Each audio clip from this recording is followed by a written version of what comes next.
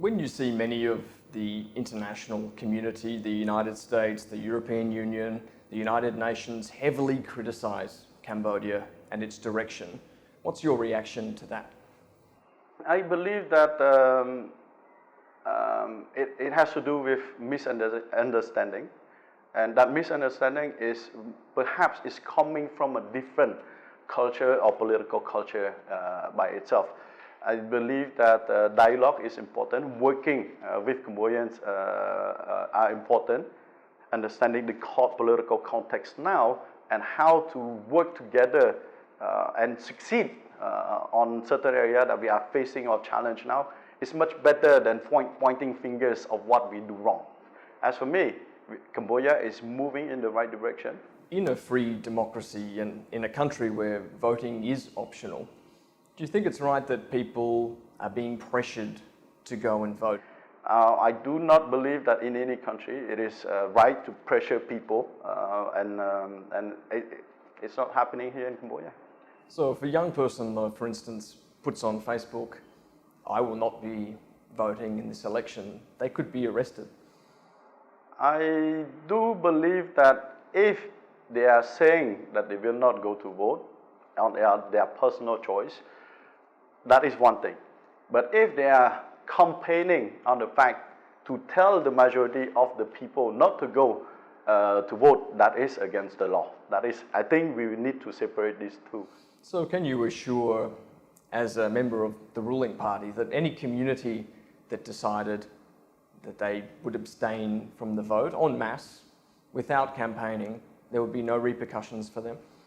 I think there's certainly a move to paint or to frame it this way. But in the majority, for example, in my constituency, because I'm mainly in 87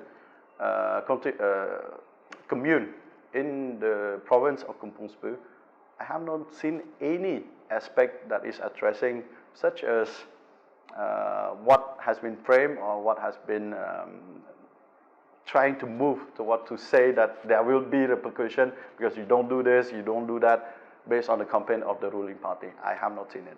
We saw reports recently about Kong Vibol, the head of taxation here, and his hidden business wealth in Australia. Seeing reports like that, is that concerning for you? I think, one, if it is a legal issue, I leave that to the right authority to consider that aspect, and definitely not limited to the report and other issue that is surrounding corruption. For us, we have definitely the political will to tackle it, and we will make it better. Are you worried about these perceptions again, that there is a culture of the political elite having these hidden sums of wealth in contrast to many of the working class people of the country? I always seen report that is coming out, whether it is true or not true. It is in the capacity of the right authority to find out, to do the right and comprehensive investigation to carry on the case.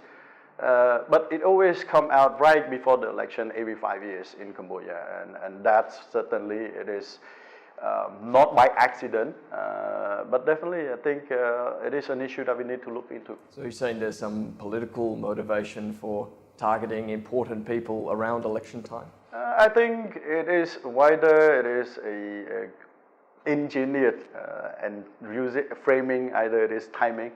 I'm just saying that it is quite surprising. It happens always every 5 years, a few weeks or a few months before the election. If there are legal wrongdoings that have occurred, you are willing to take action against those people who might be breaking the law? As a citizen of this country, I will support the legal system to work and to do the prosecution in the manner that is based on the legal framework. Can you tell me a bit about your father? What is he like outside of the public eye? Because he's someone we don't get to see much of apart from his public appearances. He is, first of all, a loving husband, a loving grandparents, and definitely a loving father to us all. For me, I always say that my father is more than a father.